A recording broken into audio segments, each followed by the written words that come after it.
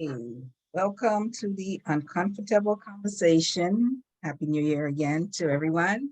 Tonight we have a special guest, Dwayne Reed. He's going to talk about credit. Okay, we're going to get our credit right for 2023.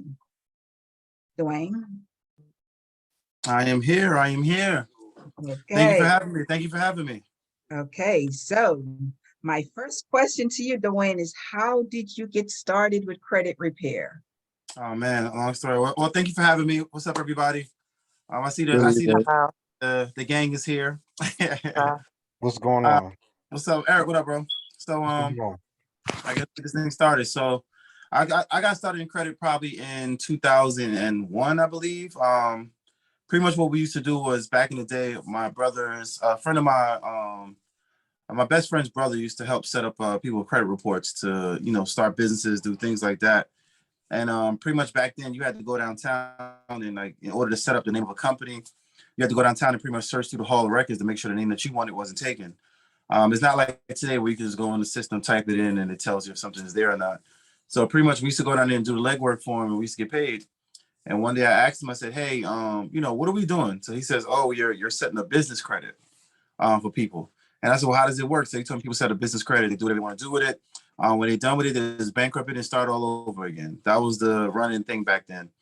So I said, "How do I learn about this?" And he gave me a book to read, and I read a book about credit, and it pretty much gave me a complete understanding of how credit works, the dispute process, just everything to do with credit. And I remember after I read that book, I said to myself, I said, "Man, this is a credit is a scam. Why do anybody want to use this?" It just didn't make no sense to me, right? But I'm a young kid, so I didn't get the difference. And then pretty much what happened was, I'm trying to make a long story short. Pretty much what happened was one day my mother went to a dealership, tried to get a new car. She couldn't get one. She came home, she was complaining. I asked her, "Why can't you get the car?" She said, "Because her credit is bad." I said, "I can help you with your credit." She said, "What do you know about credit?" A couple months later, she was telling me, "Oh my God, I got all this stuff deleted from my credit report. My credit score is high. I'm gonna get my car." She went and she bought if I remember correctly, she bought a tan Ford Windstar. I want to say it was. I'm not even sure if they even still make those. But either was a Plymouth Voyager. She went no, that was '97. It couldn't have been Plymouth Voyager.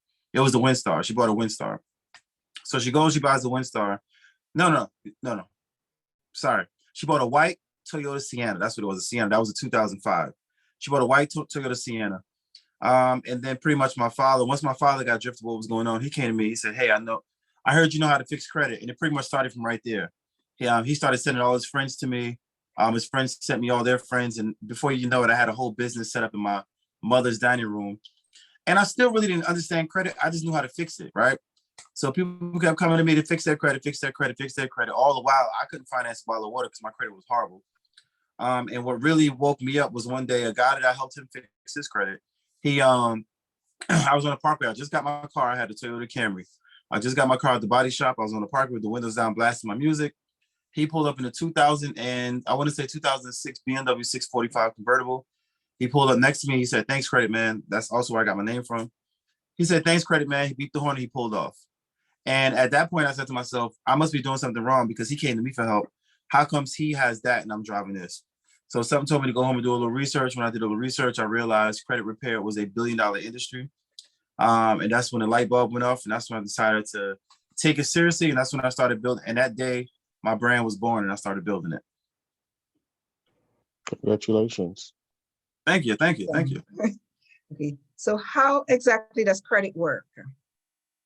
So pretty much what credit is the ability to borrow, the ability to buy a product or a service and pay for it later. So that's pretty much what credit is, right? So credit pretty much was extended to pretty much anyone can have credit. Credit's pretty much extended to everyone as long as you actually know how to use it and use it correctly. So most people credit it can be very simple if you break it down, right? So what I like to tell people is credit is a very simple thing if you do it right. All you got to remember are these 5 rules, right? Pay your bills on time. Keep your credit card balances low. Don't overuse your credit, right? Don't run your credit too much, and make sure you actually know what's on your credit report, and you can have amazing credit. So pretty much credit is just extending you service or a product without you paying. You pay at a later date, and the credit is nothing but them tracking you actually paying that product at a later or that service at a later date. So it pretty much says, hey, It's pretty much like a history of, hey, I want to give you this money, but do you have a history of paying money back? So pretty much all it is a database for me to pull up and look and say, okay, cool. This person pays all their bills. Here's the loan, do your thing. Or I can pull up that same file and say, oh man, you don't pay your bills back. Either I'm not going to give you this loan, or I'll give you the loan, but I'm going to charge you a higher interest rate because you're high risk. So what are some of the common issues that you find people have with credit? Just a basic lack of understanding when it comes to credit. The first thing people tend to do is not look at their credit reports. You'll be surprised how much people walk around and say I have bad credit, but haven't seen their credit report. The first thing I usually ask them when they come to me for help, they'll say, hey, I need help with my credit. I'm like, okay, cool. What's going on in your credit report? And when I tell you, probably 6 out of 10 people say, I don't know.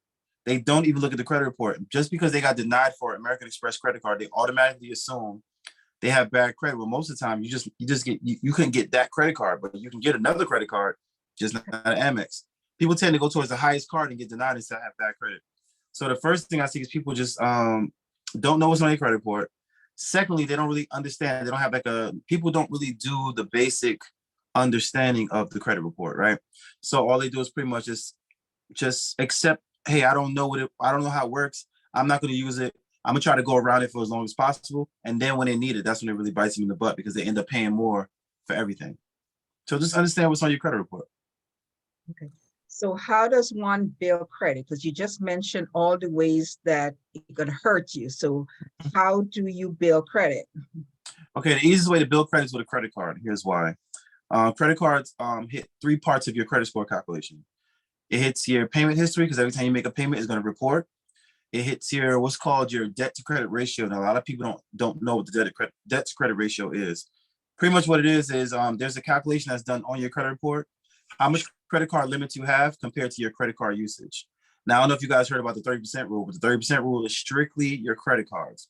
So pretty much what they want to see is pretty much the credit card company is going to tell you, we're going to give you this credit card. We want you to use it, right?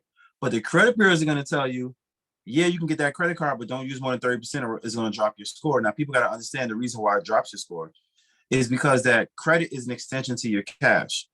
So if you're maxing out your credit cards, they assume you don't have no cash and they lower your credit score. So you can't get no more credit until you pay off the credit that you already have.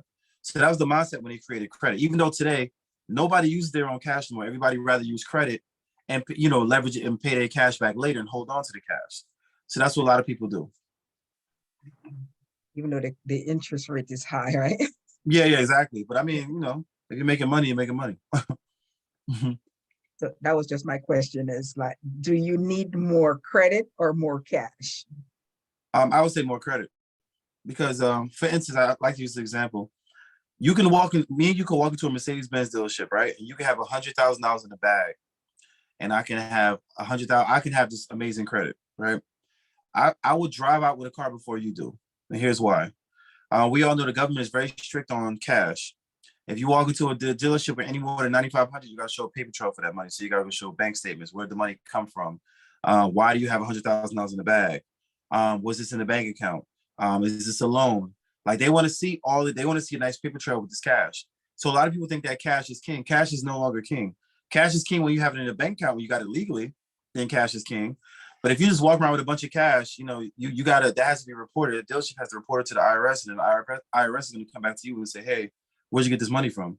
While me, I can have $100,000 under my bed, but I can come and finance that car and pay it off a little bit every single month until it's paid off. You know what I'm saying? So this is why I no longer believe that cash is king. It's all about credit now. That everybody wants to see your credit. That's true. That's true. So, what is the cost of bad credit? Oh, that's a great question. That's an amazing question, actually. So I have a little rundown that I give people, right? That pretty much when you, let's say, you're a young guy, you're trying to get out on your own. And, I like to give the good credit, the guy with good credit versus the guy with bad credit, right? So let's say, for instance, the guy with good credit goes and he applies for an apartment and he gets the apartment. So the deposit might be, let's say the deposit for easy math, the deposit is $500 on the apartment. He has great credit. They gave him the apartment, right? While the guy with bad credit, he's going to go look for the exact same apartment, but he has bad credit. They're either going to deny him for that apartment altogether, or they're going to say, you know what, you can have this apartment, but you got to pay $1,000 for the deposit. We need extra because you're, let me write this down so I can Remember the numbers. So now the guy with bad credit had to pay an additional $500. So remember, the first guy with good credit paid $500 for his deposit. The second guy paid $1,000 for his deposit, right? Now you get into the apartment. What do you need? Furniture. The guy with good credit can go and finance furniture. He can go into any one of these nice furniture stores, and let's say he spends $5,000 on furniture, right? The guy with bad credit doesn't have access to. He has bad credit, so he doesn't have access. He can't finance furniture, so he got to take $5,000 out of his pocket if he has it, or he just got to buy a little bit of furniture over time until he's able to, furnish his apartment. So now the guy with good credit. So now when you're in an apartment, you need power, right? You got to turn the power on. You call the power company. Hey, I want to turn my power on. The guy with good credit, they're gonna say, okay, sure. We'll send a technician out there Wednesday between 1 and 3 to turn it on, right? The guy with bad credit, guess what's gonna happen to him? Yeah, we'll turn your power on, but you gotta give us a $250 deposit. And okay, so what's the deposit for? Well, you have bad credit, and we don't believe that you're gonna pay us, so we need that $250 just to make sure that in case you don't pay us, we just take it out to deposit. So now he done spent the extra $750 just to get into the apartment and just get his power, right? So now what's another thing you usually need when you move to the apartment? Now you need, you want cable, internet, phones, you want all that stuff now, right? So the guy with good credit is going to call and say, hey, Verizon, I need cable, I need internet, and I need, I need phones. And they're going to come in. They're going to say, okay, cool. The technician's going to be there Wednesday between 4 and 5, right? Technician comes in. He's all set up. His apartment is nice and set up. The guy with bad credit, hey, Verizon, I'm going to need cable, internet, and telephones. They're going to say, okay, give us $500 deposit. And we're gonna send a guy to come do it. Oh yeah, that's what you got to pay for the installation also because you have bad credit, right? So now he done paid an extra $500 for the cable, right? So now you got your power, you got the apartment, you got your power, you got your cable. What else do you need? You got your power, your cable, your gas bill usually is with your electric bill, right? Now the guy with good credit got his apartment furnished already. The guy with bad credit got to furnish it all the time with cash because he doesn't have access to those loans or, to those type of things. So now let's say, for instance, you say, okay, I got my apartment now. So let's say both of them got the apartment furnished, right? Now the guy with bad credit, the guy with good credit only spent $500 for the deposit on his apartment. That's all he spent. Out of pocket expenses for everything, $500, right? The guy with bad credit already spent. Let's see, he spent the extra $500 there, $1,000. He spent $1,750 out of pocket to do the exact same thing that the guy with good credit did. The exact same thing, and he don't have furniture. Remember, the guy with good credit has a whole apartment full of furniture because he's able to finance his furniture, right? He don't have nothing in his apartment. He got TVs on the wall, no couch, no nothing. He's buying it over time. So let's say over time they both finance everything, right? And they both decide, you know what, I need a car. Let me go get a car now. So they both walk into the same dealership. Now let me pull up this auto loan calculator so I have these numbers exact. I know people like exact numbers because the minute you go wrong with the numbers, they're gonna say, "Yeah, that's not right." So let's go to auto loan calculator, right? So the guy with good credit and the guy with bad credit, it sounds like I'm about to tell a joke. Two guys walk into a dealership, right? So let's see, here we go, auto loan calculator. Let's see, car loan calculator. What is this? That's good. Here we go. I'm waiting for this to load up so I can have, okay. So both guys walk into a dealership, right? They see the exact same car sitting next to each other. Let's say it's a nice red, brand new Honda Accord, right? So both the guys like the cars. They both sit down and do the numbers and they buy the car. So the guy with good credit, the car costs $25,000, right? He's not putting anything down. He don't have a trade. He wants to pay the car back in 60 months, which is the typical 5 years, right? He's going to pay $416 a month and 67 cents for that car, right? After he's done, let me see, calculate. What is this? After he's done paying for it, he's going to pay a total of, let's say 416 times 60. This is the wrong calculator, but we'll make it work. So let's say 416 times 60. He's going to pay a total. No, that can't be right. 416 times 60. 24,960. That's not right. What are we doing here? Oh, 67. 416, 67. So 416.67 times 60. That's not right either. What is going on with this thing? This is the wrong calculator. Let me move. Find a better calculator. Hold on 1 second. I have one here.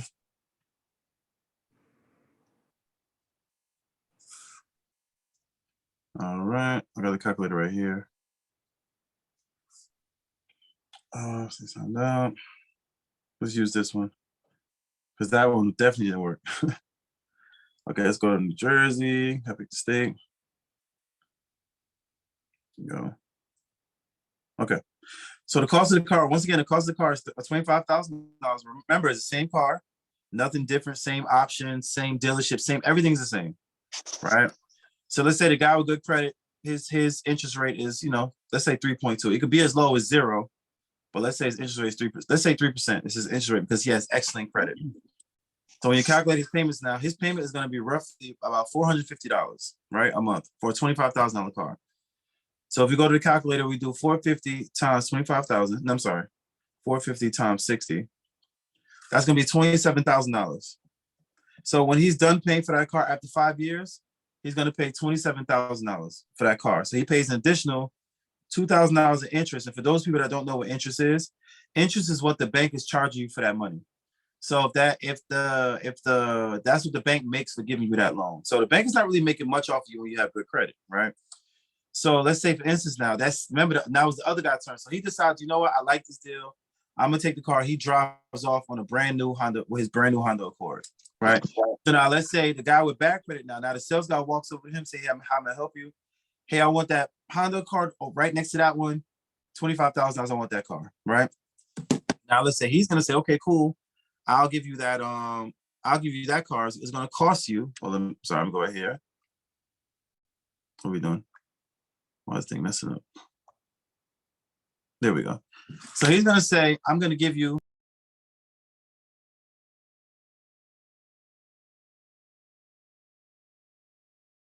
You muted. You muted yourself. You muted yourself.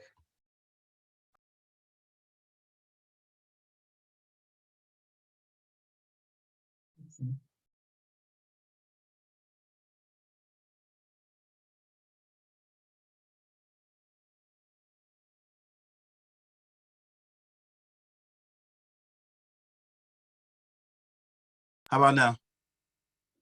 I You was able muted yourself. You muted yourself. I was able to put in a nice backdrop. Don't know why I did that, but okay. So like I said, so the second guy now, he's sitting there. The first guy's all done. He drives off in his brand new Honda Accord. He's gonna pay a total of $27,000. So he's pays an additional $2,000 on a car loan. So the guy with bad credit now is his turn, right? So he wants the same car, red Honda Accord, sunroof, same options. Car is $25,000. The sales guy comes back to him and says, hey, this car is $25,000, but your credit is not too great. So let's say, for instance, if the car is $25,000, let's say they come back. Let's start on the low end. Let's say his interest rate is 10% because he has bad credit, right? See, interest rate is 10%. They tell you calculate. Hold on a second. 10%. Let's calculate his payment. His payment is going to be $532 a month, right? So that means he's paying about what, $450, $532. He's paying an extra $82 a month, right? $82 a month. Let's times that by 60. So 532 times 60, right? Now he's gonna pay a total of $31,920 for that car, right? So he's gonna pay an additional $6,000. He's gonna almost pay an additional $7,000 for the same exact car that the other guy bought. Now 10% is on the low end of bad credit. Let's try 15%. Let's say his credit is really bad, and they say, hey, we got to give you this loan for 15% because it gets worse, right? You can go as far as 26, go as high as 26. So let's say, okay, the interest rate is no longer 10%. We couldn't get that loan approved, but we got you in for 16, right? So let's do 16%. Calculate. He's going to pay $608 a month for that car, right? So let's do the math. 608. Let's times that by 60 because it's 60 months. So 608 times 60. That's going to be $36,480 he's going to pay for that car, right? The same car the other guy got that he pays a total of $27,000 for, he's going to pay $36,480. But let's say his credit was just tore up from the floor up. His credit is like, everything is bad, right? And they decide we're going to take a chance with you, but your interest rate is going to be 26%, right? They're actually doing you a favor. Yeah, we're going to do it, but interest rate is 26%. And I believe that's the highest you can go now. 26%, let's calculate that. He's going to pay $749 a month. $749 a month times 60. You're looking at $44,940 a month, right? He damn near bought 2 cars because he had bad credit. Right. So when I hear people say things like, it's too expensive to fix my credit, what's more expensive? the money you literally flush down the toilet every single month you make a car note, or the price to actually just get your credit fixed, right? So here's one more catch to the story though. So we talked about the apartment, we talked about the power, we talked about the cable and internet bill, we talked about the car. Now you want to get car insurance. A lot of people don't realize that when you get to go to apply for car insurance, you can pay up to 50% more on your policy because you have bad credit. Now people don't realize that. So you can either pay, literally you can either pay $1,500 every 6 months, or you could pay $3,000 every 6 months, all because of your credit score. It has nothing to do with your driving, has nothing to do with the type of car you have, has nothing to do with nothing, all because of your credit score. So this is the ways that you get your credit score literally can stop you from elevating to the next level in life because you're busy paying all these fees, you're paying all these deposits, all because of that, what that one credit report and that credit score says about you. So this is why I tell people you should dedicate the time and the money to fix your credit, because you're literally flushing money down the toilet. So what can you do with an additional $20,000 over the course of 5 years? Let's say every year I gave you $4,000. What can you do with that? Because that's literally, you're taking $4,000, you open up your toilet, you're putting it in your toilet, and you're flushing it down the toilet when you live in this way. You know what I'm saying? Let's call it 5,000, because remember, he already got burned on the deposit for the power. He got burned on the deposit for the apartment. He got burned for the internet. All that money, he can't get that money back, right? All because they just don't trust him. Your credit is bad, right? So that's why I try to tell people is very important that you fix your credit. And once you fix your credit, you're going to be surprised how quick all these things get reversed. Because the first thing you do once you fix your credit, you're going to call the power company and say, hey, I want to get my deposit back. They're going to check your credit. Oh, you have amazing credit. Here's your deposit back. You're going to call Verizon. Hey, my credit I have good credit now. Let's reevaluate my account. Okay, cool. You got it. Here's your money back. You know what I mean? You can probably go to your landlord. Hey, I have amazing credit now. Can I get my deposit back? Not sure if you're going to get that back. You know, these landlords, they don't play around. You know what I'm saying? You'll be able to get all this stuff back. Then you can go to another bank and say, hey, when I bought this car, I had bad credit, but now I got amazing credit. So now your interest rate might go from 17% back to 5%, right? You're literally shaving off almost $20,000 off of your car loan, all because you fixed your credit. So these are the things that people do after. And then you can call your insurance company. You can shop around. Hey, I had bad credit when I first got this policy. I got good credit now. Okay, cool. Now you only got to pay $1,200 every 6 months, every 6 months for your policy, because you have amazing credit now. And people don't realize these things, how important your credit is. Because a lot of times they're not going to tell you, hey, you got bad credit, so we're doing this. They make you think that, oh, this is part of the program. Yeah, it's part of the program for you because you got bad credit. But everybody else is literally in and out, in and out, in and out. They have good credit. You don't got to worry about stuff like that. And then just other things like just not being able to have access to capital when you need it. Let's say the car broke down. You can't finance that. Let's say there's a leak at your house. You can't finance that. You just don't have access to the stuff that a lot of other people just have access to over credit.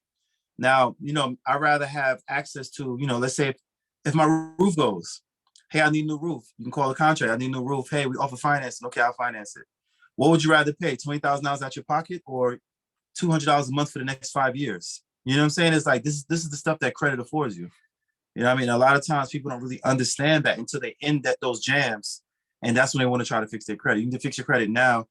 If you stay ready, you don't got to get ready. That's why I like to tell people. So it's very important. But that's how you literally flush money down the toilet every single month. So one thing that I know, a lot of jobs, especially if it's financial, your bad credit prevents you from getting those jobs. Oh yeah.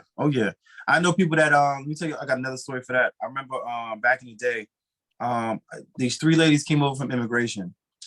They were working there for probably 20 years already. Immigration, I don't know what happened, but they did a new contract. A new company came in to run them. And they pretty much ran everybody credit and said, you have 6 months to fix your credit or you lose your job. They've been there the ladies were there for 20 years. So all 3 of them had to come to me. I fixed all their credit and they were able to keep their jobs. People don't realize that when you apply for a job at Target, they run your credit. They run your credit and they do a background check. And if you have bad credit, you will get denied. You cannot work in the fold and towel department because you have bad credit. If you apply for any financial institution with bad credit, there's a good chance you won't get that job. You know why? Because they say people with bad credit tend to steal. So they look at you as a thief because you have bad credit. So you won't get that job.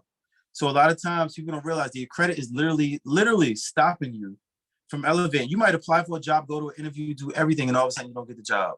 Little did you know it's because of your credit report. Because you owe, Verizon this, and you owe a cell phone bill here. And because you don't have no credit cards, or, you have a repossession. these things that people, these things happen to people and they just don't do nothing with their credit at all, but don't realize the reason why you can't live life is because you have bad credit. Kind So, of like your stuff. so does age also factor into it? Because say like, okay, you're 21 and your credit is kind of screwed compared to you being like 35 and your credit is screwed. Well, the person that's 35, even though their credit is screwed, they have a better chance of getting something because the 21-year-old don't have enough history on his credit report. Majority of the time. That's why it's important that parents start to build their kids' credit scores as early as 16 years old is what I suggest. Because by the time that person is 21, they got 5 years in. So I would say, you have 5 years on age on your credit report. So that's why it's important for parents to help their kids when it comes to the credit. That's another thing that we lack in our community is a lot of us don't realize the importance of credit. So we don't hand it down to our kids. Our kids learn about credit the same way we did by messing it up and then realizing how important it is. And either they do the same cycle you did where you just try to survive, or they say, you know what, I'm not living like this. I'm going to correct it. I'm going to fix it. I'm going to maintain good credit so that way I don't got to worry about this part of my life. No, well, that question was in reference to like you getting a job. So because if they run your credit and you 21 with bad credit compared to you 35 with bad credit, are they looking at you differently? Well, I guess you probably if you're 21 with bad credit, you're probably that's rain. If you're 21 with bad credit, then you're probably they'll probably won't hold you as harshly as a person that's 35 with bad credit because they know you just come out of college, you might not have no money, you probably broke. That's why you're trying to get a job. So they might not hold the credit over your head. And most of the time you're getting into an entry-level position anyway. You're not going into a senior level position. A lot of times you're just getting into the workforce. So they might not hold your credit score, that much against you. But the person that's 35 probably has, a lot of negative things on his credit already. Maybe a bankruptcy, maybe, that person been living life already. So of course that credit report can stop that person from getting that job because you're probably looking for a better position, not an entry-level position, maybe a senior position, maybe a supervisor position. So they're going to they're going to hold that credit more than the young person. All right. So now since you brought up bankruptcy, how does bankruptcy and credit work? So the good news is bankruptcy is not as bad as it used to be. Before the bankruptcy laws were changed, if you filed bankruptcy, personal bankruptcy, your life was over. Nobody wasn't messing with you. Nobody wasn't giving you nothing. Nobody don't even want to talk to you, right? That was the issue with bankruptcy back in the day. What they did, they changed the laws now. So a lot of people don't know that when you file personal bankruptcy, the minute you get that discharge letter in the mail, you can literally run and buy a car. You can get a credit card. You literally can start over because creditors know for the next 7 years, you can't file bankruptcy. So they know they have a great chance of collecting their money. I have a lot of clients that file bankruptcy. They come to us. We do what's called a bankruptcy cleanup. It's when we clean up the credit report and we actually try to remove the bankruptcy off their credit report. And I've had people, the lowest interest rate somebody got with a new car after filing bankruptcy was like 5.5%. So they were getting better interest rates on their cars with bankruptcy than people with bad credit was, right? Because all their debt had been wiped out. And once your debt is wiped out, your credit score tends to jump up because there's no debt on the credit report. And we just pretty much cleaned up and build it from there.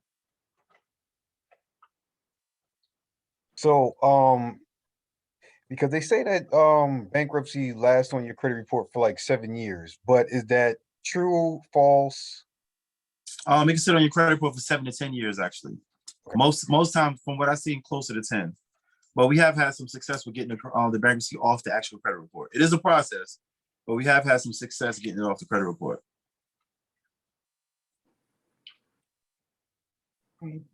Last question, what is the difference? Like, I know credit has different scoring method. What's the difference between the Vantage score and the FICO score? That is a beautiful question. So let's talk about that. So I know you guys know about the website Credit Karma, right? Credit Karma is notorious for not being accurate. But a lot of people don't realize that when Credit Karma isn't accurate, only the credit score isn't accurate. The credit report, no matter what website you go to, the credit score is always going to be the same. If you're looking at Experian report, Equifax, TransUnion, no matter where you go, those three reports are always going to be the same, right? Only thing that's different is the credit score. So pretty much what Vantage and FICO is they're scoring algorithms. So they pretty much look at the credit report, see what's going on, and based on what's going on in the report, they apply a score. Vantage is a more consumer-friendly score. Nobody really uses it anymore. Maybe some small credit unions might use it, but a lot of people don't use it because it doesn't really hold the person accountable. That's why on Credit Karma, you could be a 720, on Experian, you could be a 590 because it doesn't look at certain things. Now, the difference between the Vantage and the FICO, the Vantage doesn't really care about the Vantage doesn't really care about the age of your credit report. So that's why you see a lot of young people that go in Credit Karma, they can have a 720, 730 on Credit Karma, 1 year worth of history. You go on FICO, you need at least 2 years before you even, break into the 700s. You can't have a credit report for 6 months and be in the 700s, unless you got like trade lines and stuff like that, which is like credit hacks. But if you're just going off the natural, organic way of building your score, you need at least 2 years of consistent payment history and credit card usage before you can break into the 700. Vantage doesn't appreciate that. Vantage doesn't care about your mix. I've seen people with a car loan and one credit card, and its credit score is 760. That's not going to happen. You got to be more, you got to have more flexible credit than that. So FICO is what all the banks use. FICO is what all of the big time credit unions use, mortgage companies use. The reason why they use FICO, because FICO takes everything into account. It takes your late payments. It takes how much collection accounts you have, how many accounts you have, the flexibility. It even judges the rate that you use your credit cards. If you have you keep zero balances on your credit card, your score will be lower than someone that actually uses their credit cards, because they want to see that usage on your credit cards. Wow. So FICO is the score that you want to know about, because chances are if you're going to buy a car, if you want to buy a home, if you want to apply for a loan, 9 times out of 10, they're going to check that FICO score. So the FICO is the one that you want. That's the big dog of the industry. And not only is it the big dog of the industry, based on what you want, they have different scores for it. So you have an auto loan score, you have a mortgage score, you have a credit card score, you have a personal loan score. They have all different FICOs. If you guys have your FICO score that you pull up on the website, look on the actual credit report, it'll tell you what version of FICO they're using. FICO 9, FICO 3, FICO 8. Those are all different versions based on what you're trying to get. Oh, interesting. Mm-hmm. Okay. So anybody have any questions for Dwayne? The floor is open.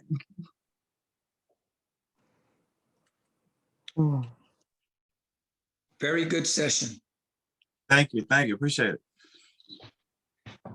Let me see. So what are the because I know and you know, but what are the 5 criteria that determine your credit score? Okay, so there's the payment history, of course, that makes it 35%. Everybody knows about the payment history, right? But the next one a lot of people don't know about is what we discussed earlier, your debt to credit ratio, which is your credit card limits compared to your credit card usage. That makes up 30% of your credit score. So just those two, that's 65% for just those 2 items. So I tell a lot of people, if you use your credit cards the correct way and keep your balances low, you're almost guaranteed to have a decent, not a good, but you're almost guaranteed to have a decent credit score. When I say decent credit score, you'll never drop out of the 600s. You're not going to have a 590, 580. If you have your credit cards, you use them right and keep your balances low. I don't care what else is going on your credit report. You're almost guaranteed to have a decent credit score on your credit report, right? The next one is the types of credit used. We discussed flexibility. So flexibility is, when I say flexibility, I mean you want to have credit cards, you want to have auto loans, you want to have personal loans, even student loans, mortgages, charge cards, credit lines. You want to have all these different types of accounts on your credit report so you can have a healthy mix. So that way, if you want to go into the 800 club, you got to have all of that stuff, right? On my credit report, I have, I believe, 19 credit cards, 2 mortgages, 2 car loans. Like I got a bunch of stuff on there. So that's how I keep my credit score in the 800 club, because I have all these things going on in the credit report. So you want to have, then the next thing is going to be your types of credit, the age of your credit report, which is a big sleeper. A lot of people don't realize how important that age is, but your age of your credit report is very important. It makes up 10%. The flexibility of your credit report makes up 10%. And also your, we did the age, we did the flexibility, the types of credit used, we did the debt to credit ratio, we did the late payment. I'm missing one more. The new credit. Now here's the thing with the new credit part, right? It gets a little tricky, because new credit, we all know that if you apply for something, you lose a couple points. That's called the inquiry, right? So you can lose 3 to 5 points based on how much times you pull your credit. So a lot of people will say, I don't want to apply for it because it's going to drop my credit score. But what people don't realize is, if you get approved for that account, you're going to get the 3 or 5 points that you lost plus more, because the credit report rewards you for getting a new account, getting approved for a new account, and actually, using a new account. You get awarded for that. So you can get as much as 20 points all because you apply for a new account. Now, it doesn't happen right away. A lot of times what tends to happen is you're going to see a dip from that inquiry once the account is posted on your credit report based on how it's posted. Because a lot of times credit card companies will put the credit card on your report but don't put a payment history. that actually drop your score. So you might lose another 5 points. So you might drop down as much as 10 points, but then once they put that payment history that you paid for the first month, you can see anywhere between 20 and 25 points increase. So you get the inquiry back, you get whatever drop you got back, and you get the whatchamacallit, having a new you get the points for having that new account, and you actually use a new account. So what I've noticed too, even sometimes when you pay off a debt, your credit score lowers. It depends on what debt you're paying off. Are you talking about credit cards? Yeah. Yeah, your credit score usually drops when you pay off your credit cards if you pay them to zero. Because again, on the FICO model, they want to see you use those credit cards. So I usually tell people, based on what you're doing, you're trying to buy a house, you're trying to apply for a car, you're trying to get a new credit card, I would say keep a couple of dollars. I don't care if it's $3. Keep a small balance on your credit card so that way they'll incorporate all of those cards into the algorithm and you'll get points for them. But if you have, let's say you have 10 credit cards, you only got you only use one card, they're literally going to give you the history for the cards, but they're going to hit you on not using the cards. So that's usually what happens. So I know people I know one lady was carrying about 25% on her credit cards. The other guy was 0. Her score was higher than his. So that definitely helped. So basically they try to keep you in debt. Yeah, so the credit card companies and the credit bureaus, they work against each other. Because the credit card companies like, no, use the card. Here's the rewards. We'll do this for you. We'll do that for you. And the credit bureau is like, no. So it's almost like the credit card companies want you in debt. Of course, they want you in debt because that's how they make money. Right. But the credit bureau is like, no, we're not giving you a high score if you carry in debt. So they're kind of working against each other. Yep. Wow. So what should be like typical amount of credit that you should have with a credit card? Because I know like a couple years ago, I was looking to get a house and it was like, you didn't have enough credit because it was like under 20,000. And the guy was like, you got to be under like over like 25,000. For credit cards? Yeah. And I was like, that doesn't make any sense. That don't make any sense. They don't care about that. You can have 3 credit cards with $100 each on it. All they care about is the percentage of the usage, how old the credit cards, and you paying them on time. Was that like a special financing type of deal? Or was it an HA? No, I think it was some like special financing. Yeah, got to be. Yeah, they probably have with those special financing. They have funny requirements for that stuff. So it's a little different. Oh, and I don't think you answered the question of what should your credit limits be? Like what percentage of credit utilization should be used? Because you said you should keep it low, but you never gave that percentage. Oh, so when I say keep it low, I mean like keep a balance on there. I don't care if it's $1, but don't go over 30%. A lot of people will tell you 10%, 20%. I think from what I've seen, 30% is a sweet spot. That's where you see the most increase on your credit score, and you don't see no type of decline on your credit score. So just don't use more than 30% of your credit score. And here's a quick tip for my people that you might be saying, I only have one credit card, it's $300. You're pretty much telling me don't use more than $100 of that credit card. So what you want to do is you want to make it 30% larger. Get another credit card. Now your 30% went from 100 to 200. Get another credit card. Now your 30% went from 200 to 300. So the game should be make your 30% larger, and don't fall for my credit score is going to drop because I got all these credit cards. I have 19 credit cards. They don't care how much credit cards you have. They only care about that percentage that you use. So you can have like my 30% is $60,000. I'm never going to use $60,000 worth of credit cards. So I would never touch 30%. But what I did was I made my 30% so large that I'll never touch it. So credit card usage will never be my issue on my credit report. So all you gotta do is make it 30% larger. That's how pretty much you gotta think about it. Good point. Thank you. I got a question when you was mentioning about the kids. So I have a teenager. So should there be a certain limit and help her spend on, are they looking at what she would buy, even though it's under me when you said start them about 16 and give one of her own and help her purchase certain things that look good? Well, it's not about what you buy. It's about what you spend. So when it comes to kids building their credit, usually what I tell parents to, if you have a credit card that you have for a while, you paid on time, you're responsible. Another thing you got to make sure is that those credit cards actually report what's called authorized users. Authorized users, pretty much you're going to add your daughter to one of your credit cards. And let's say you had that credit card for 5 years, you never paid late. They're going to put that entire 5-year history onto her credit report, right? So it's going to generate her a file, and it's going to put that credit card history on there. So usually what I tell parents is that you can get, once you get the authorized user card, you can actually limit how much money they can spend. So let's say your limit is $10,000. You can limit her to $200 a month. She can't spend more than $200 a month. You can go to her and you can say, hey, here's a credit card with $200 on it, but I don't want you to spend no more than $60 a month on the card, right? She's gonna ask you why. You're gonna say, because I'm trying to teach you the 30% rule of credit cards. You literally can monitor her usage. She knows it's $200 on there, but you want to make sure she stays under 60, unless emergencies happen. Sometimes you got to spend more, but you want to teach her about the 30% rule and why it's important. And then you can actually show her a credit report. Hey, this is your credit report. Look at your credit score. All because of this credit score, because you've been responsible. Now, if she's following the rules, she's doing everything she got to do when she turns 18, you can get her own credit card. And because she has that nice payment history on her credit report, she's not going to start with a little prepaid card. They might give her anywhere from $300 all the way to $20,000 based on the credit card, type of credit card that you have on there already. So it's kind of like a way of giving them a jump start. You're like setting them up, beautifully. They go from 0 to 700s, and as long as she understands, pay the credit cards on time, don't use more than 30%, she's almost guaranteed to win the whole credit score thing. So that's usually what I tell parents to do when it comes to building the card. But it takes the parents actually educate themselves first on credit, how it works. They have to actually be responsible before they can try to pass that off to her. Yeah, they gotta stop getting a credit card in the kid's name and use it. Yeah. No more PCG bills in the kid's name. That's funny. They do it, though. They do it. I see it all the time.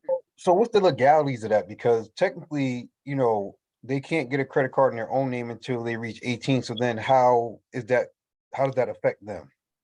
Well, it's actually your account. So you can add anybody you want. You can add an infant, you can have a 6-year-old. You're actually the one that's in charge of that account. They're not responsible for anything on that account. So that's why I always tell parents to put a limit on the credit card, because they can literally go shopping, max your $10,000 card out, and there's nothing you can do about it. You can't file a charge, you can't do nothing, because the credit card is still your responsibility. This is why I tell parents to cap what the card can do. So that way, even if they go crazy, let's say, for instance, you say, don't use more than 60, and she decided to go, she want to go to the movies, she want to go out, she want to do this, she want to do that. She can't do nothing because you capped her at $200. That's it. Mm. Oh, yeah. Hey, that's good stuff here. Good stuff. Mm-hmm. Oh, yeah. Anybody have any questions? Any more questions? This is your opportunity to get your questions in. Yeah, he's spoken well. It did got a lot of good information. Appreciate you. Sometimes you get so much good information, you don't have nothing to say. You're soaking it in. Yeah. No, Oh, yeah. Since I'm here, I don't know if you guys knew, but I recently dropped my first book. It's called Understanding Credit, available on Amazon. Oh, wait. There we You go. got to get your background out. Yeah. Let me get this back. Let me see how I did that before. But it's called Understanding Credit. Muting myself again. Okay, you got to go in your video. How do I wait? Let me go. This is back. Where your video camera is, go in there and you'll be able to change your background. Okay, there we go. Boom. Let's go. And no. Yeah, you're good. Don't know what Yeah, you eliminated your background, but now I think your computer froze. Yeah, hold on one second. Yeah, what did I just do here? Hold on a second. Where is Zoom? I done came back to my home screen. Hold on.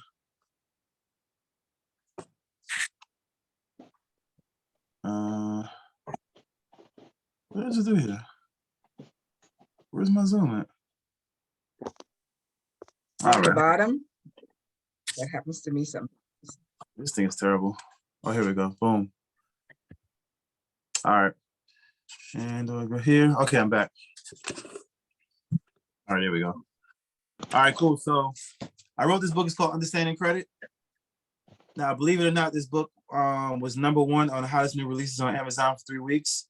And it also it reached as high as #11 on the Amazon best-selling list. So if you guys want, you can go to Amazon and pick up a copy. It's called Understanding Credit. It's an easy read. It's 36 pages. It's pretty much everything we talked about tonight, but in more detail. The book has been getting rave reviews. So I'm officially a best-selling author. So, just letting you guys know about it if you want to pick up a copy. Mm. That's good. Yes. It's a good way to start, especially for young people to learn, you know, if you said it's an easy read, you know. Very easy read. Because I got a bunch of my clients bought it, they read it, and they gave it to their kids to read it, and they said the kids actually understand it. What I did was I broke down everything as simple as possible, so that way you can understand it. Because a lot of times I know credit is a very boring subject. So what I did was when I wrote the book, I put the credit information in it, but I also put my story in there about the mistakes I made when my first credit card. I made the same mistake everybody else made. I got a credit card, didn't pay it back, got messed up my credit, got sued, got garnished. So I put all of that in my in the book. So it's kind of you're reading my story while you're learning about credit and how to get back on track. So, That makes more sense to people because sometimes it's kind of like a millionaire telling somebody how to earn money, how to become a millionaire. You didn't struggle, so how are you going to tell somebody, exactly. to get there? So people more in tune when you're telling the story. Yeah, exactly. So go grab a copy. You know what I'm saying? Each of y'all should get 5. You know what I mean? 5 copies, hand them out. You know what I mean? I like that. $12.99, man. You can't beat it. I think you should start a youth program teaching about credit. Yeah, I was actually talking to somebody about that. Getting Yeah, to the schools and getting that done. I was Right. doing it pre-COVID, but then after COVID happened, it kind of got hard to get into the schools. right, yeah, and it still is, yeah. Yeah. Just like they need to start teaching financial literacy, you need to learn about credit also. Exactly. Mm. Yeah. So that's our aim is to try to get into as many schools as possible. So Great. I have a thought. What about in terms of credit utilization? If you have many credit cards, what about making small purchases every month and paying off the amount every month? I mean, you can do that if you want to. It's a lot of work, but you can do that. You definitely could. Usually, what I tell people is if you do have a lot of credit cards, I would say put everything on auto pay, where they're going to take out the minimum payment every single month because it's kind of hard to track. Let's say you have 10 credit cards, 5 credit cards, 6 credit cards. It's hard for you every single month to remember every single due date. No, even if you got an app on your phone, it's hard for you to remember every single due date. Know to go on there, going to make this payment, make that payment. You know what I'm saying? It's hard to do that. So Not really, Dwayne, because like I was telling Dale earlier, I put it on the phone and it pops up the day before that it's due. I don't think people should do auto pay on certain things because suppose something happens and you don't have that money, then you end up in debt because you have to pay that insufficient fee. yeah, but what if you forget it and you end up with a late payment on your credit report? What's going to cost you more, the insufficient fee or Listen, that late payment on your credit report? you know what? Because see, like me, I have this. No, listen, no, Dwayne. I have this book. Every one of my cards is there with the due date on it. All right. So this is something that I look at. I mean, everybody's not that disciplined, but that's a way of doing it. All my due dates are here. So I was like, okay, yeah, okay, this one is due. Some of them I have committed to memory, but I still look as I paid, I check it off so there's no mistake. And that's Now, how I do my bill. what happens if you lose that book? Well, in my phone, Dwayne, it's in my phone too. There's a backup to a backup. Like, Is that the phone? Because a minimum payment. How much is a minimum payment? $20, $25? It's not. well, You're not some gonna of break. them is no, some of it is more than that, but the fact. And I also have all my bills written out here. So now some of them is yearly. Guess what? This is numbered from 1 to 12, right? So the next payment is written in number 12. Trust me, I'm not gonna lose the book. well, I'm not that disciplined. well, I am not that disciplined at all. well, a lot of times it's a matter of also taking responsibility. If it's that Correct. important to you to fix your credit, so you take responsibility for your actions. And rather than us finding ways to say, well, you won't do this and you won't do that, it is, if this is important to you, you make the effort as best as possible. What I was alluding to in my scenario was you're utilizing credit. You don't want to have a zero balance. You don't want to show inactivity. Yeah. So if you make small purchases and you pay it off every month, you don't utilize your cash, you have 30 days or maybe 45 days, depending on your cycle, to say, I made a charge.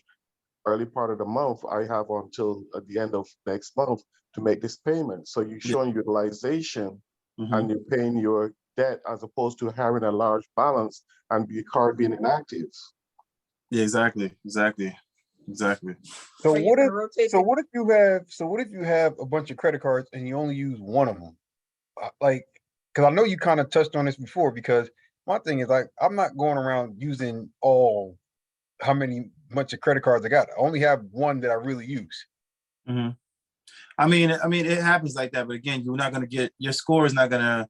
You're not gonna get the credit for the ones you don't use. Yeah, I mean, it's not gonna kill your credit score, but you'll notice your points drop when you pay all these cards off. But then you're gonna notice your points go up when you actually use the credit Yeah, cards, which is that- weird. But again, they want you to use it, they don't want you to use it that much. You know what I mean? So that's why I tell people every couple months try to use one of the, use the cards. I don't care if you pay your cell phone bill, pay your light bill, take yourself out to lunch maybe once a week. You know what I'm saying? Or once a month on a credit card. Just use it and then pay it back. Another thing that people don't realize is, after 6 months they can close that account for inactivity because you haven't done anything, right? Sometimes it's a year, sometimes in 3 months. And another thing they might do is cut your limit. So let's say if you got a credit card with Yes. $10,000 on it, they can cut you down to 3. Hey, you only use the max you use on this card was 1,000, so we're gonna cut you down to 3,000. They can do that too. So it's different things that they do to penalize you for not using the card. That's happened. So how would I, on one of the cards I have, do I get it? Do I call? Because now I'm looking to do some things to increase it back to, let's say, 10,000. Mhm. Is that something in your book, or is that something that you can tell me? Because I have not used out of the 3 main cards that I have is Mhm. like I had like 8,000, and then it went down. Mhm. I think 6 or something for what Yeah. I believe you said, inactivity. Yeah. Now you can call them back and ask for the money back, but they probably Okay. can end up running your credit again. But Well, they will that- lower your activity. They also lower your cards for certain credit card companies. They run your credit report once every 6 months. And what they do is if you have anything, let's say for instance, you had a late payment. Let's say Space Girl up here lost her book, right? Yeah. And she paid something late and they end up reporting her credit report.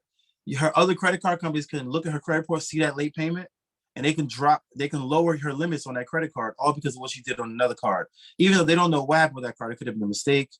They could have reported it wrong, or they could agree to remove it, but they're going to lower your credit card limit all because of what happened on another credit card. That's why I don't like Bank of America, because they do things like that. Yeah. Well, that also goes back to what I said. You're utilizing your card, make small purchases, and keep utilizing it and paying it. So it Yep. shows activity on your card. Exactly. So you'll never have these things happen to you. You rotate paying gas. Gas is something that you buy on a regular basis. So you Mhm. rotate the card buying gas. I do that. Exactly. And a lot of times you get the rewards, you get all types of perks just for buying gas. So why not? All right. Mm. I got a question. Uh-huh. Well, it's not a question, but it is a question. Did you mention, because I came in late, but did you mention about the possibility, since you're on credit cards, Uh-huh. did you mention about the possibility of not being careful when you use your credit card Mm-hmm. because of all these scams now? Yeah. And here, that's a I great, don't know that's if you mentioned, a great did you question. talk about that? Yeah, it's a great question. I'm gonna tell people that's the beauty of credit cards, right? Credit cards, you have insurance. So let's say, for instance, if you're a person, you like to use your debit card. Let's say you don't like to use your credit card. You want to use your debit card everywhere. If you go one of these places and there's a scam running in the store that you have no idea about, you swipe your card, they steal your information, they empty your bank account. When you call your bank, they're gonna give you the runaround. You need a police report. You need this. You need that. Then what they're gonna say is, okay, give us 3 days. We'll put the money back in your account. They might come to you 30 days later and say, hey, we feel like you're responsible for this money because you didn't take care of your card, or you should have, paid attention, or they can turn around and take that money back out of your account. You just lost, let's say $1,000, you lost that. But when you use a credit card has insurance. So I don't care. You can walk somewhere and somebody can say, hey, give me your credit card. You can just give it to them. They can go run and buy the entire mall. You call your company. Hey, somebody took my credit card. You're not responsible for none of that. It's all gone. You don't got to worry about it. So this is why I tell people you're more secure with using a credit card than you are with using a debit card any day of the week, no matter where you are. You literally can lose your credit card. You can buy something with your credit card. Let's say you buy a concert, especially Amex. Let's say you bought a concert ticket. You go to the concert, the main event that you went there for didn't show up. You can call Amex and say, hey, the main event didn't show up. They'll refund you back your money for the concert ticket. You can't do that with a debit card. Wow. So you have Yeah. way more protections with a credit card than you do with a debit card. That's why I don't use my debit card when I go out. I'd rather use my credit card than use my debit card to pay it back. Makes sense. Mhm. What about a secured? Let's say you had, how would that work? I don't like secure credit cards because I feel like secure credit cards is pretty much you giving the bank some money, them giving you an account with your money on it. Then they charge you finance fees, they charge you all types of stuff with your money. And then when it comes time to get your money back, it's always a story. Oh, we will give you money back, but you paid late 2 years ago. We will give you your money back, but we changed our program. You got to wait another year. It's always a story when it comes to getting your money back. I don't like secure cards. Now you have credit cards called subprime credit cards or prime credit cards, whatever. And a lot of people don't like these credit cards because they have high interest rates, they have fees, they have all this stuff. But the reason why I prefer those cards is if I was to tell you, hey, you have two options. You can give me $300. I can get you a credit card with $300 on it, or I can go to one of these credit cards and they might charge you a $75 activation fee. They might charge you a $40 activation yearly fee, but they're gonna give you $600. Which one would you take? Activation fee? Yeah, you would take the one that's giving you $600. Yeah. Yeah, you'll take that one because that's actually credit. So yeah, they might have taxed you to get in. They might have taxed you on the activation fee. They might have taxed you on the annual fee, but they still give you $600 to get started. While the other fee, you're taking $300 out your pocket, and you probably never see that money again. I'd rather use those cards than secure cards. Well, thank you. Is that something you talk about in your book? Yeah, I talk about all that stuff in my book. All right. My book, I even went as far, I have a glossary in here at the end, right? So if there's any terms you don't understand, it's actually it. I believe I have secured and unsecured credit cards in here. I definitely have the credit cards in here. I know that for a fact. I have everything in this book.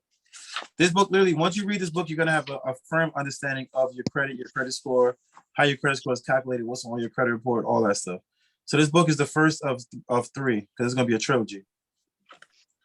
So my next book that comes out is going to have all the hacks in it, the trade lines, the how to pay your credit card so don't report to the credit bureaus, all that stuff. I'm going to have all that stuff in the next book. Okay, good. Thank you. Yeah. Oh, okay. No problem. Great information. So then how you build your business credit? Great question. So business credit is a whole nother animal. Couple steps to building business credit. First things first, you actually need a business. Now, believe it or not, that might sound dumb, but you'd be surprised how much people come to me and want to build business credit with no business. The next thing you have to realize is if you're trying to build business credit because you have bad personal credit, it's not going to work for you. You're only going to be able to get to a certain limit, and then you're going to get shut down because you're going to need your personal credit to get any further. If you want to get a loan of $50,000 or more, you need your personal credit. If you want to buy a car, you need your personal credit. If you want to buy a home, you need your personal credit. They're going to want to see your personal credit. Even if your business is making buku bucks, they still want to see what your personal credit look like. So step one of building personal business credit is to actually have a business. Step two is to actually, this step everyone skips. You have to set up all your credit files with all three of the major business credit reporting agencies: Experian, Equifax, and Dun & Bradstreet. When I say set up your file, you want to make sure that your address is correct. You want to make sure your phone number is correct. You want to make sure the name of your company is correct. Again, you have to realize that when you're applying for business credit, you have to look like a business on paper. So if you apply for something, you put a phone number down, and your phone number comes back to Eric Perryman, and it doesn't come back to Eric's auto mechanic, you're gonna get denied. You're not a real business. You don't have a business number, right? If you give them an email address, Eric Perryman at ericsmechanics@yahoo.com, they'll deny you for that. Why don't you have a real email address? You're not a real business, right? You got to have a business checking account, right? If they say, okay, we'll give you this loan, how you plan on paying us back? If they attach it to a personal checking account, you'll get denied. Why don't you have a business checking account? So you got to make sure your business looks like a business and all your files are set up correctly before you apply for anything. A lot of these gurus will tell you, oh, go apply for a gas card, go apply for Quill, go apply for this, go apply for that. You're allowing them to set up your credit profile for you. You know what they do? If your name is Eric's Mechanics, your name is going to be Mechanics on one file. Your name is going to be Eric's on the other file. And your name is going to be Eric M on another file. You don't allow them to set up the file for you. You set up the files. Now, if you allow them to set up the file for you and there's mistakes, those mistakes could take 60 to 90 days to correct. So it literally can delay you from applying for anything because you allowed them to set up the files for you. You set up the files yourself. Make sure everything is correct. Make sure everything is consistent. Make sure your business looks like a business before you apply for anything, because you will get denied strictly because of your phone number. You will get denied. Here's another thing. A lot of people like to use like Google addresses. They like to use Google numbers, Google addresses, all those fake addresses. Those are a no-go now. You will get denied if you use one of those addresses. You got to have a real legit address now. So they're getting stricter and stricter because a lot of fraud that happens in the business world, and these banks are trying to find ways to go around the fraud. Wouldn't it be better once you establish a business to get a Dun & Bradstreet number? Well, that's only one part of. You have three different companies that do business credit now. So the Dun & Bradstreet number is cool, but that's old school. A lot of companies don't even report to them anymore. Dun & Bradstreet, they messed up when you had to have 10,000 customers before Dun & Bradstreet would take you on to allow you to report your business credit. Experian came to the game and said, we don't care if you only got one customer, you can report to us. So Dun & Bradstreet had to change up their whole game. And now Equifax has jumped into the game too. So you have 3 major credit bureaus now that report. So Dun & Bradstreet is pretty much trying to they're pretty much against the ropes getting rocked right now, trying to figure out how to get back into the game. So but the good thing about them is they are the face of business credit, but Experian is right behind them. Equifax is right behind them because they're gaining so much force, so much faster. They make it easier for people to report. They don't have all the requirements that Dun & Bradstreet has. So either they're gonna go under, they're gonna be finished, or they're gonna get with the game. That's their options.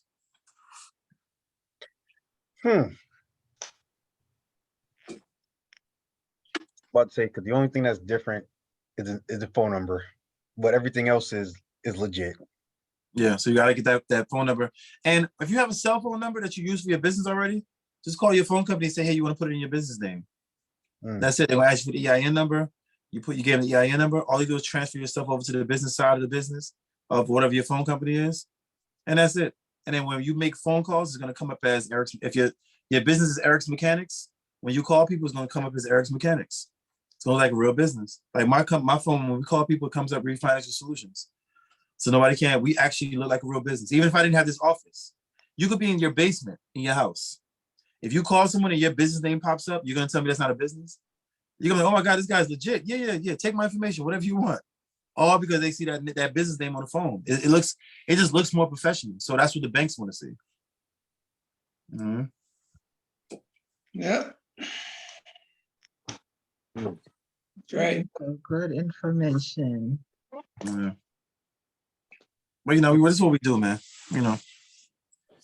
Business credit is like our new, I've been studying business credit for about 3 years now. And it kills me to see like all these people jump into it and just say, oh, just get a gas card. That's not how you build business credit. It's not how you do it. Evidently, it's a lack of understanding and knowledge when it comes to these things. Yeah. Everybody's just trying to get a quick buck. They don't really, Most they don't people, really take time to study things. yeah. So Do you do visits? Let's say if a group of 8, 10 people. Because I know you're talking about trying to get into the schools, but because of the COVID situation, like, is that something that you can get in touch with you and set it up and say, okay, I have this center or I have this space, and then talk about you? Is that something that one deals with you directly and whatever the fees cost? And yeah, do definitely. you do that? Yeah, we do. Yeah, I do that. Mm-hmm. I do that. I have an All right, so office. obviously I have an office with a conference room you can come to, or if you want to do like a private, if you have your own space that you want me to come there, we can discuss that. I'll do all that stuff, man. okay, that's good information. So that means a group of 8 people can come sit by you. Yeah. I So have you have that. I have a huge lobby. We can set it up. I can, do whatever you need me to do. Oh, well, thank you. Okay, be in touch with you on that. Okay. There's also Zoom meetings. Yeah, Zoom is cool. I love Zoom. Yeah. Okay. It's just getting people accountable when you say meet somewhere, and I understand the Yeah, COVID thing.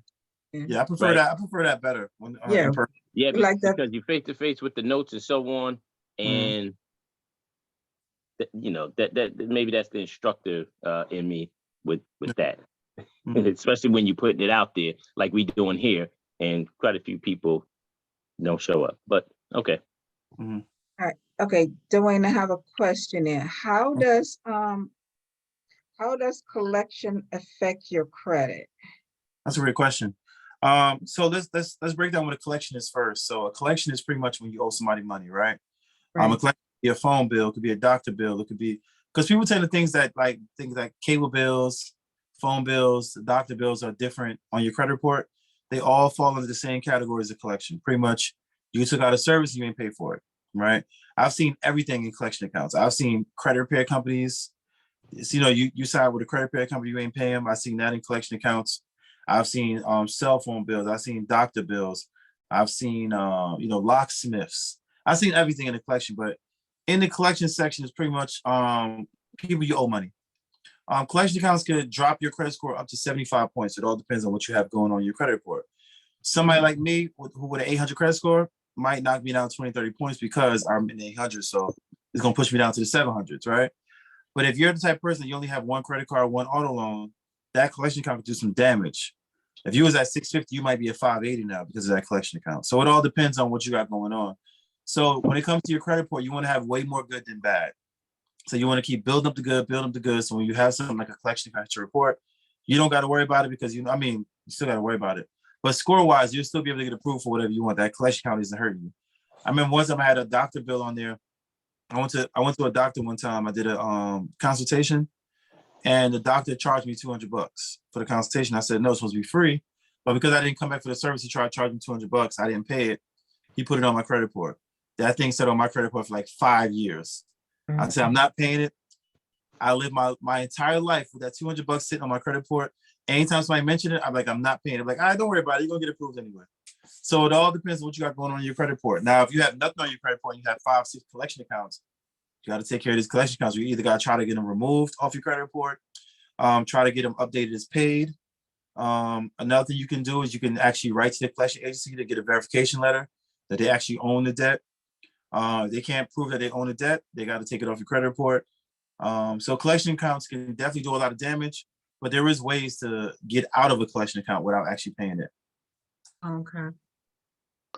I do have a question. As a service provider, Mhm. do you have any idea as to how would one go about putting a bad debt on a prior client's credit? That I've never done before. I would assume if you just call the credit bureaus, they'll probably give you a rundown of exactly what to do, or go on their website and just type in the search bar, how do I put something on someone's credit? Because Okay. anybody could put anything on anyone's credit. There's no restriction on it. Right, but Okay. don't you have to go through a collection agency to do that? And when they can't, it's uncollectible, it's referred then to.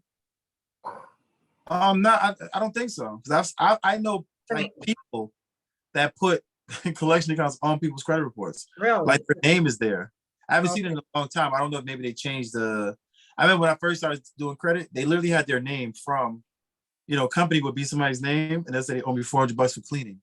Like that's how Okay. easy it used to be. I'm not sure if they do it like that no more. You might have to go to a collection agency now. Well, Maybe well, that's how Mr. Husband has a business, so it's easier to do it.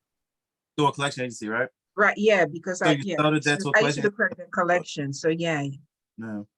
So it might be easy way to do it. Mhm. So what if you now sue somebody and you have like a lien against, for like paying back rent and all that? Mhm. So how much damage is that then done to someone's credit? Judgments don't come on the consumer credit reports anymore. Right, They yeah, took they those don't. off 3 years ago, I want to say. They took off tax liens and they took off judgments. And here's the funny story why they took them off the credit report. So you guys don't realize the credit reports they do everything to work against you. They're not on your side, right? That's why it's up to the consumer to make sure everything on your credit report is correct. but they're not going to tell you if it's correct. And they're not going to tell you how to fix it either. You got to figure it out on your own, right? So what happened was the credit bureaus always looking for ways to lower your credit score. They used to go to the courts and say, hey, can we have a copy of all your judgments? They will take the judgments, they will put it on everyone's credit report. If you have a judgment, they're going to throw it on your credit report, right? You have the judgment on your credit report, but here's the problem. A guy like me come along now, let's say you come to me and say, hey, fix my credit, and you have a judgment. I would submit that judgment to be verified. There is no verification system for judgments. So it will get deleted off the credit report. So the credit bureaus went back to the courts and said, until you guys can put in a verification system for your judgments, we're going to take all judgments off the credit report. The court then looked at the credit bureaus and said, we never asked to put it on the credit report in the first place. Same thing with tax liens. They will go collect the data on tax liens, put on everybody's credit report. They come to me, I get the tax liens off. Hey, we're not reporting tax liens until you guys come up with a verification system. And they said, we never asked you to put it on the credit report in the first place. So they took the judgments and tax liens off with no point in sight of them actually setting up some type of verification system for the credit bureaus. So judgments and tax liens probably would never be back on your credit report. Okay. I saw that they just lowered hospital bills. I think anything Yeah. under 500 or something.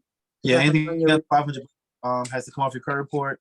Anything now, instead of 6 months, they have to wait a year before they can put it on your credit report. And they're not allowed to put on duplicate bills on your credit report like they were doing. There's a company named Solomon & Solomon that buys hospital debt. Now, you know, if you go into the hospital, you pay deductible for everything. The nurse comes and gives you a shot, there's a deductible for that. Yes. The doctor comes to see you, there's a deductible for that. You can walk out of the hospital, you can owe $5,000 in just deductibles. And I'm talking about 20, 30 different doctors, right? Yeah. What they do is the Solomon & Solomon buys all these deductibles.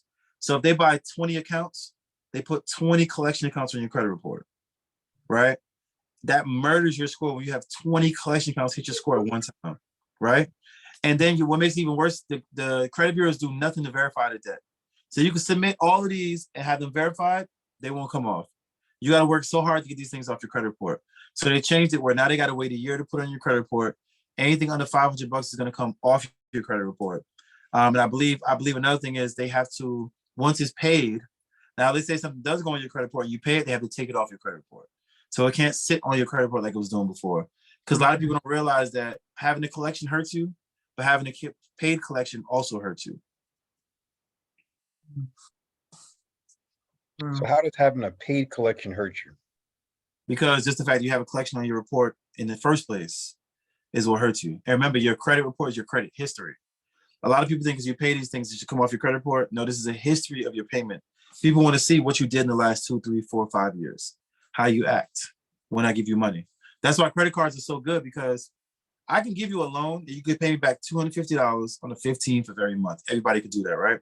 But if I give you cash, which is what a credit card is, if I can give you some expensive money, I can literally tell what type of person you are just by how you spend that money. Do you use it? Do you not use it? Do you carry a high balance? Do you use it every now and then? I know what I can give you all based off your credit card usage. So that's why that credit card is such an important tool when it comes to your credit report.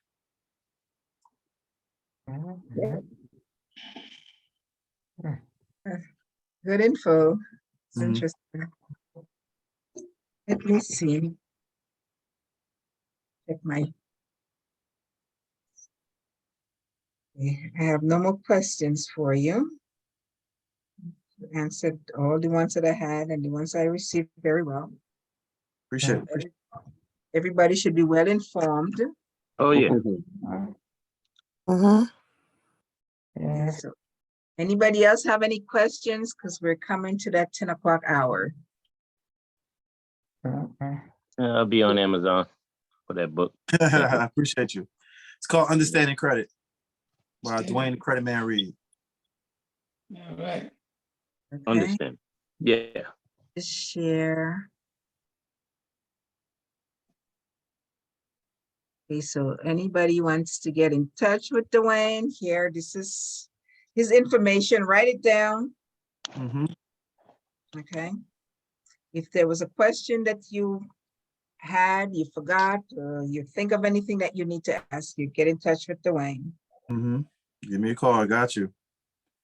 All right, guys? Sure. All right. All right. Or else, you know what you can do, you always can get in touch with me. I'll be more than happy to pass that along. Yeah. Absolutely. for It's a good time to 2020. call you on that number. I'm sorry? What's a good business time to call on that number? Anytime between 10 and 7. Okay. Mm. So we're gonna get it right in 2023. Share this with your friends, share the information with your friend. If we have to do another one, it's no problem. We can do this again. Absolutely. Wonderful. Yeah. Spread it. All right? Even more. Just All let Thank me you. know. 2023 is gonna be the year of sharing and education. Have to.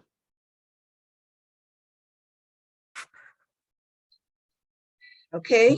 Dwayne, any last words? Nah, man, I appreciate you guys for having me on. Hope I taught you guys something. Yeah. Remember, go pick up $5 each, and yeah, that's it. No, you know That's what? good. Honestly, that's my ultimate goal. Over the past a year and a half, we've been doing this. We've been giving information, time to collect. Gotta start Exactly. charging. for Yeah. the information. Yeah. Yeah. No, but things are, listen, sometimes things are valuable to you when you pay for it, That is Exactly. true. Exactly. okay? Even if it's $1, if it's $2, it means Yeah. something because you're putting out something for it. Right. Exactly. So, Exactly. you know, it's coming, it's coming. So I don't want to hear, oh, she's charging for that. Just think about the value that you're getting. Mhm. That's right. Okay. Yeah. All right, so if anybody or don't have any more questions, I would say good night. Until the next one. Oh yeah. Okay, the next one is gonna be Mr. Husband's gonna be talking about taxes, because you know, this is tax season. Oh Sure. yeah. Gonna be well informed about taxes. Nice. Okay. And on for all my ladies on here, I'm working on that single ladies thing, okay? Yeah. We're gonna have a lady. Well, the thing is, I'm asked all the time to do single ladies, but I had this vision that wait, hold on one second. Okay, for all my Facebook fans, we're saying goodnight. We're having a conversation here. Okay.